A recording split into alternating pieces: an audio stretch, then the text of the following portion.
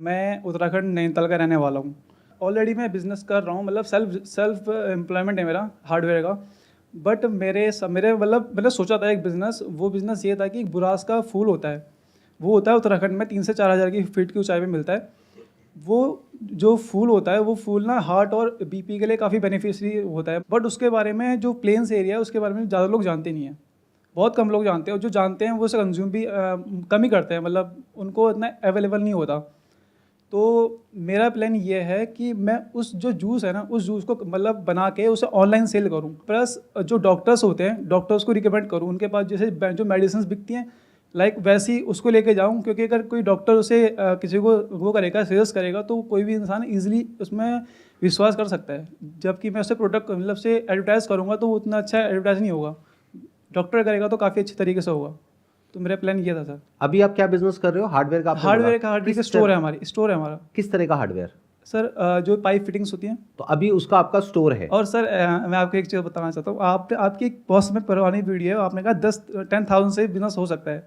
तो मैं आपको बताना चाहूँगा कि जो बिजनेस स्टार्ट किया ना, ये सेल्फ एम्प्लॉयमेंट, ये मैं 10,000 से शुरू किया था। ये हार्डवेयर वाला? हाँ, और आज इसकी मतलब हम इसे मैक्सिमम लेके गए 25 लाख तक लेके गए। 10,000 से आपने स्टार्ट किया था? जी, तो 10,000 से कैसे स्टार्ट कर दिया? क्योंकि दुकान खोलने के लिए आपको रेंट चाहिए। मैं बुराड़ी से बिलोंग करता हूँ, मतलब यहाँ बुराड़ी में रहता हूँ मैं, दिल्ली में। हाँ हाँ। तो वहाँ पर जो किराया है वो 3 to 4 ऐसे है। तो जो मेरे मामा है यहीं पर है, चाड़ी बाज़ार में। तो पहले उनकी दुकान थी हार्डवेयर उसकी होलसेल की।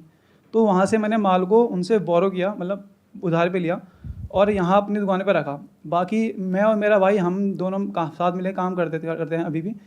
तो हमने क्या किया, तो हम ना जैसे कोई कस्टमर आता था जो उसे सामान चाहिए होता था, तो हम हमारे लिंक थे, तो हम उनका सामान प्रोवाइड करा देते उनको उनको मतलब होम डिलीवरी दे के। तो आपने एग्जैक्टली क्या किया? मेरे को थोड़ा समझाइए, मेरे को इस बिजनेस में ज्यादा इंटरेस्ट आ रहा है कि ये आपने एक दुकान ली। 3,000 रेंट था उसका। 3,000 रुपये महीना रेंट, मतलब छोटी सी दुकान। जी। ऐसी क्या लोकेशन में खास बात थी उस दुकान की कि वो दुकान चली? क्योंकि वहाँ कोई आसपास कोई दुकान नहीं थी उसकी, हमने रिसर्च की थी तो तब। 3,000 की आपने दुकान ली, और जो माल है वो अपने एक रिलेटिव से ले लिया। जी, मामा जी। और वहां से मामा जी से ले लिया, और वो माल आ गया आपके पास में, वो रखा, वहां से आपने शुरू किया। जी। इसका मतलब इस काम में मार्जिन अच्छा खासा है। 30-40% का मार्जिन होगा अलग अलग आइटम में, एवरेज अगर पकड़ा जाए तो 30-40%। हाँ, इतना कह सकते हैं। ये बिजनेस अभी बढ़िया चल रहा है। तो एक बात बताओ मेरे भाई साहब कि जब ये बिजनेस अच्छा चल रहा है, हाँ, तो और इधर उधर दिमाग क्यों लगा रहे हो? क्यों ना एक और जगह पे कहीं पे एक दुकान खोली जाए जहां पे रेंट हो 20,000 रुपए, 30,000 रुपए, और बड़े लेवल पे इस बिजनेस को किया जाए, वहां पे 10 लाख रुपए का महीने का जनरेट किया जाए। सर बेसिकली बताऊँ, मेरा इसमें इंटरेस्ट नहीं है इस बिजनेस में। क्यों? वजह? पैसे कम लगते हैं मुझे। पैसे कम लगते हैं? हाँ। तो वही तो मैं आपको आइडिया दे रहा हूं, इस बिजनेस से बहुत पैसा कमाया जा सकता है। यहां पर अगर आप दिल्ली एनसीआर में देखोगे, कई मार्केट्स हैं जहां पर बहुत बड़े बड़े हार्डवेयर फिटिंग्स के ऐसे स्टोर्स हैं। बिल्कुल है। और वो करोड़ों रुपए की टर्नओवर कर रहे हैं महीने की। बिल्कुल। तो पैसा तो बहुत है। और जो आप फूलों वाला आइडिया सोच रहे हो, हाँ वो सुनने में बहुत आसान लग रहा है, सर, मुझे पता है हार्ड करने में उतना ही मुश्किल है। जी। आपने दो बातें करी, एक कि मैं डॉक्टर्स के पास में जाऊंगा, उनसे टाइप करूंगा। कोई भी डॉक्टर आपसे क्यों टाइप करेगा? सर क्योंकि प्रॉफिट मार्जिन, जो भी अपना प्रोडक्ट बेचेगा उसमें उसके कुछ परसेंटेज होगा। आज तक आप किसी डॉक्टर के पास में गए नहीं, इसलिए ऐसी बातें कर रहे हो। जैसे ही आप किसी डॉक्टर के पास में जाओगे और ऐसी बातें करोगे, वो सबसे पहले आपसे पूछेगा इसका साइंटिफिक बेसिस क्या है, इस क्लेम का जो आप क्लेम कर रहे हो। तो doctor in majority of the cases ऐसी सब चीजों के ऊपर विश्वास ही नहीं करते। एक क्लेम है, आप क्लेम कर रहे हो कि इससे ऐसा होता है, इससे वैसा होता है, बट उसका कोई साइंटिफिक बेसिस नहीं है। And if it is not there, तो हो सकता है जो ऑल्टरनेटिव मेडिसिन वाले डॉक्टर्स हैं वो फिर भी एक बार को इसको एक्सेप्ट कर लें। बट अगर आप ये एक्सपेक्ट कर रहे हो कि जो एलोपैथी वाले डॉक्टर्स हैं वो एक्सेप्ट करेंगे, तो एक बहुत बड़ा क्वेश्चन मार्क है, नंबर 1। यानी अगर आपको ये करना ही है, आपने ठान ही लिया है, तो you should go through alternative medicine. But वहां पर भी ऐसे एक दो प्रोडक्ट्स नहीं है, ऐसे बहुत सारे प्रोडक्ट्स हैं। फॉर एग्जाम्पल, आयुर्वेदा में ऐसे प्रोडक्ट्स जो कि कोलेस्ट्रॉल कम करते हैं या हार्ट के लिए अच्छे होते हैं, ऐसे 2-4 प्रोडक्ट्स नहीं है, ऐसे बहुत सारे प्रोडक्ट्स हैं। एंड ये जो आप बोल रहे हैं ना कि इस फ्लावर का इस तरीके से जूस बनाया जा सकता है जो ऐसे अच्छा होता है, वो ऑलरेडी हो रहा होगा। यस सर, हो रहा है, एग्जैक्टली हो रहा है।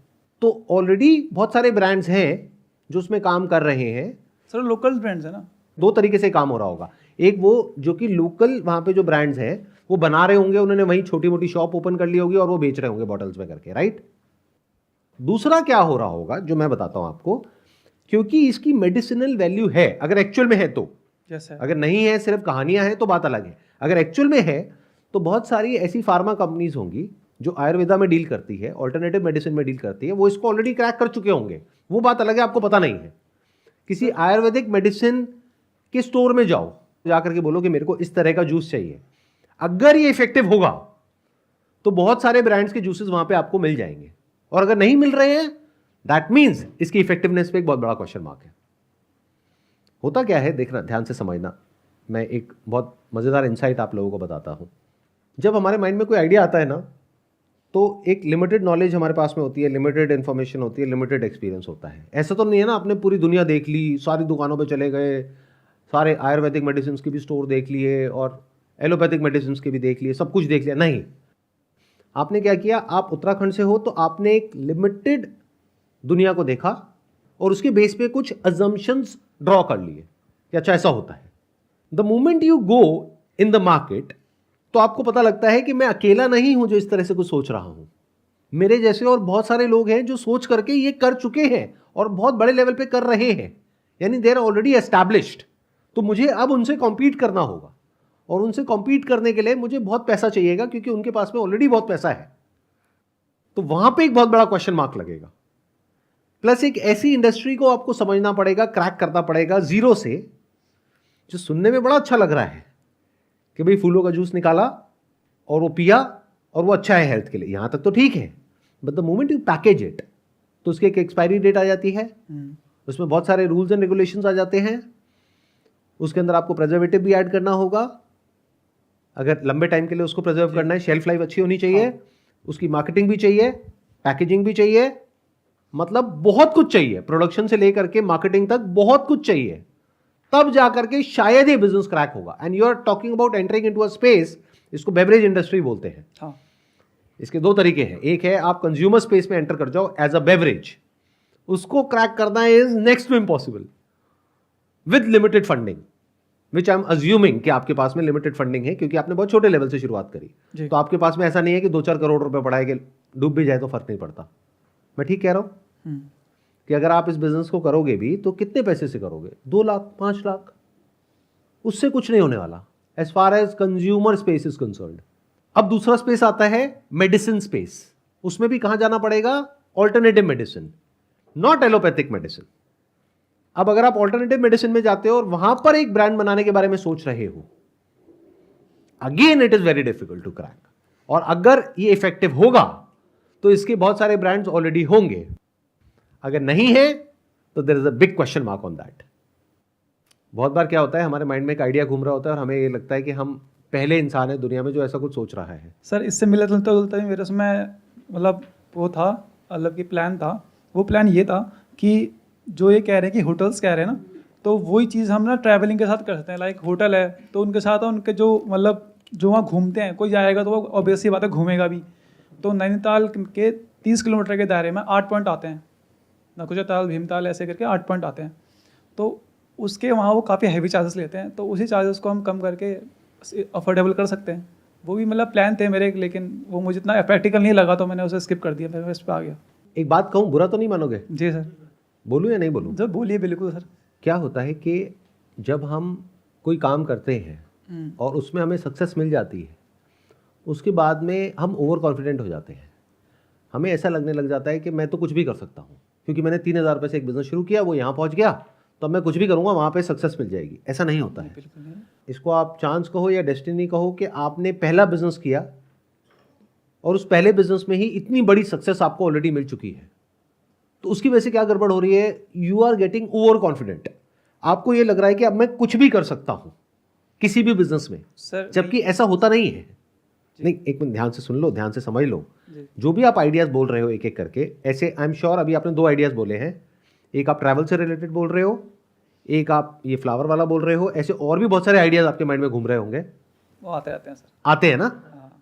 90% चांसेस है कि वो सारे आइडियाज फेल होंगे, क्योंकि एक नई इंडस्ट्री में आप एंटर कर रहे हो, उसको क्रैक करना 2-4 साल लगेंगे, फिर आप उसको क्रैक कर पाओगे, फिर जा करके एक लेवल तक आपको पता लगेगा कि अच्छा अब ये फेल हुआ है, मतलब टाइम भी जाएगा और पैसा भी जाएगा। लेकिन जो आप ऑलरेडी क्रैक कर चुके हो, वो कहावत सुनिए ना आप सबने, घर की मुर्गी दाल बराबर। तो हुआ क्या है कि आपने कुछ बहुत बड़ा क्रैक कर लिया है ऑलरेडी, बट उसकी तरफ आपका ध्यान ही नहीं है। आपका ध्यान कहाँ चल रहा है कि अब मैं ये कर लेता हूं, अब मैं वो कर लेता हूं, अब मैं वो कर लेता हूं। अगर अभी आप ध्यान से अपनी पोजीशन को समझोगे तो you are in a very good position at this point in time. अब इस पोजीशन से या तो आप बहुत आगे जाने वाले हो लाइफ में, या कुछ बहुत बड़ी गड़बड़ होने वाली है। गड़बड़ क्या है? अगर माइंड में 36 आइडियाज घूमने लग गए, या तो वो आइडियाज में उलझ करके रह जाओगे, करने जाओगे तो पता लगेगा यार ये सोचना अलग चीज होती है, करना अलग चीज होती है, और करने लग गए तो वहां बिजी हो जाओगे, पता लगेगा यहां से भी काम से भी ध्यान हट गया। Although he is your brother जिनके साथ में आप काम कर रहे हो, but at the end of the day you are partners in a business. तो जहां उनको नजर आया कि आपका तो ध्यान ही नहीं है इस बिजनेस पे, आपका तो ध्यान और जगह पे है, तो ये बिजनेस भी हाथ से जाने का डर है। प्लस ये बिजनेस जितना बड़ा हो सकता है, अगर उसमें हमने एफर्ट नहीं लगाया तो वो एक बहुत बड़ी गड़बड़ है, क्योंकि हम उसको कैपिटलाइज नहीं कर रहे जहां पे हमारा ऑलरेडी एक्सपीरियंस है। मतलब ये मैं आपको बहुत एक्सपीरियंस के साथ बोल रहा हूं। अभी आपकी एज कितनी? 21 साल है, राइट? 22 साल है। ये बात अभी आपको समझ नहीं आएगी, मे बी जब 40, 45 साल, 50 साल हो जाएगी तब आपको ये मेरी बात समझ आएगी कि जब एक पर्टिकुलर चीज में हमको सक्सेस मिल जाती है तो उसको छोड़ा नहीं जाता है, उसको बिल्ड करना होता है। यानी वहां से कमाई भी हो रही है, सेल भी हो रही है, और सब कुछ सही चल रहा है, फिर क्या होता है, हम अपने कंफर्ट जोन में चले जाते हैं। हमें लगता है कि यार ये बिजनेस तो चल ही रहा है, चलो अब कुछ और सोचते हैं। This is a big mistake, क्योंकि वहां पर टाइम भी खराब होता है, पैसा भी खराब होता है। आइडियली करना क्या चाहिए? एक ऐसा बिजनेस जिसमें ट्रैक्शन आ चुका है उसको और बड़ा करने के बारे में सोचना चाहिए। तो क्या जो मैंने अभी कहा उससे कुछ समझ आया, कुछ क्लैरिटी आई आपको? हाँ क्या बताइए सर, जो जिसमें है उसी में ही रहना अच्छा है फिलहाल तो। क्या उसको बड़ा किया जा सकता है? और वैसे बात है सर, लेकिन सर कितना? जिस पॉइंट ऑफ में अभी हम हैं ना, वहाँ से ऊपर उठना बहुत मुश्किल है। जितना अभी आए हैं ना, उससे जहाँ अभी आ रखे हैं अभी तक, वहाँ से ऊपर उठना काफ़ी मुश्किल है इस समय ऐसा क्यों लग रहा है आपको? सर, क्योंकि कंपटीशन बढ़ चुका है। एक बात बताओ कि ये जो हार्डवेयर फिटिंग्स है, हाँ, इसकी डिमांड है या नहीं है? डिमांड है सर, कंस्ट्रक्शन की डिमांड हर समय रहती है, हमेशा रहेगी। और वैसे बात। तो इट्स ऑल अबाउट कि जो आपने सीखा है 3 साल में, अगर उस तरीके से रिजल्ट नहीं मिल रहा है जो आप कह रहे हो कि अब आगे बढ़ना मुश्किल है, तो किसी अलग तरीके से देखो ना रिजल्ट कैसे मिल रहा है। प्लस ये आपकी इंडस्ट्री है तो आपके लिए सीखना बड़ा आसान है। अगर आज मैं इस इंडस्ट्री में आऊँगा तो मेरे लिए ये समझना बड़ा मुश्किल है। मेरे को 1-2 साल लग जाएंगे समझने में कि पूरा बिजनेस चलता कैसे है। क्या होता है ना, लाइफ में जो चीज़ हमारे पास होती है ना, वही हमसे सबसे दूर होती है। जैसे आंखें कभी खुद को नहीं देख सकती, आंखें पूरी दुनिया को देख सकती है लेकिन खुद को नहीं देख सकती। ऐसे ही जो हमारी सबसे बड़ी क्वालिटी है उसको हम खुद नहीं देख पाते।